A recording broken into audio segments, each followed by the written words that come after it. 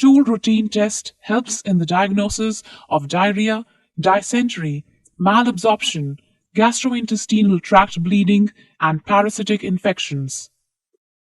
Collection of the stool specimen. The feces for the microbiological examination should be collected during the acute stage of the diarrheal disease. Ask the patient to pass the stool sample in a clean, dry, disinfectant-free, suitable white-necked container or a plastic cup with a tight-fitting lid.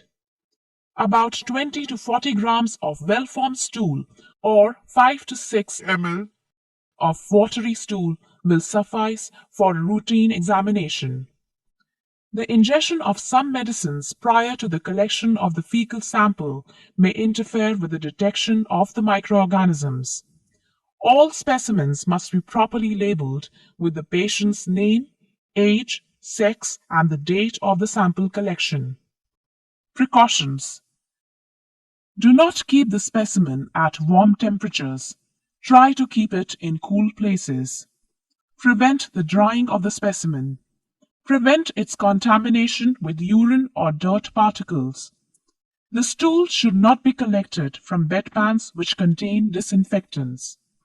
Note: the specimen must reach the laboratory within 30 minutes of passing of the stool, since the motile organisms, for example Vibrio and amoebic trophozoites, are heat sensitive and can die or become unrecognizable after that period. Criteria for specimen rejection are: specimen contaminated with urine, residual soap or disinfectants, specimens received in grossly leaking transport containers, dry specimens, and specimens submitted in fixative or additives. Equipment: glass slides, normal saline, Lugol's iodine, saturated saline solution, applicator sticks, test tubes. Microscopic examination.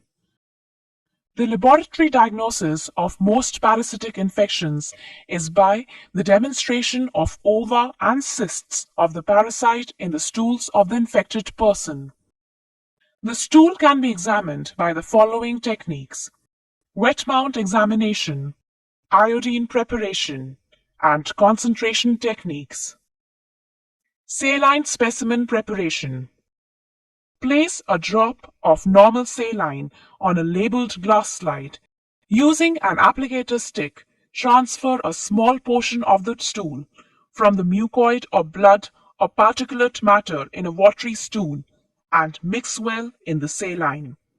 Place a cover slip over it without any air bubbles and examine immediately. Iodine specimen preparation.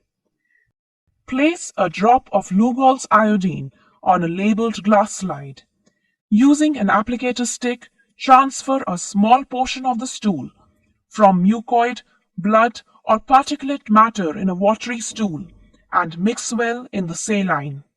Place a cover slip over it without any air bubbles and examine immediately.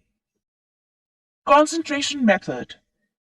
If the number of parasites in the stool specimens is low, the examination of a direct wet mount may not reveal them, and hence the stool should be concentrated. Fill a test tube half with saturated saline. Add a small amount of stool in it and emulsify well with an applicator stick. Fill the tube to the brim with saturated saline. Cover with a glass slide touching the surface of the mixture. Leave undisturbed for 15 minutes. Remove the slide without spillage. Place on a flat surface and cover the area smeared with the sample with a cover slip, taking care to avoid air bubbles. Examine under the microscope. To examine the slide, put the slide with the mounts on the microscope stage and focus on the mount with the low-power objective first.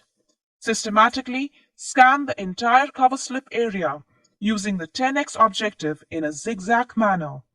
If something suspicious is seen, a higher magnification may be necessary.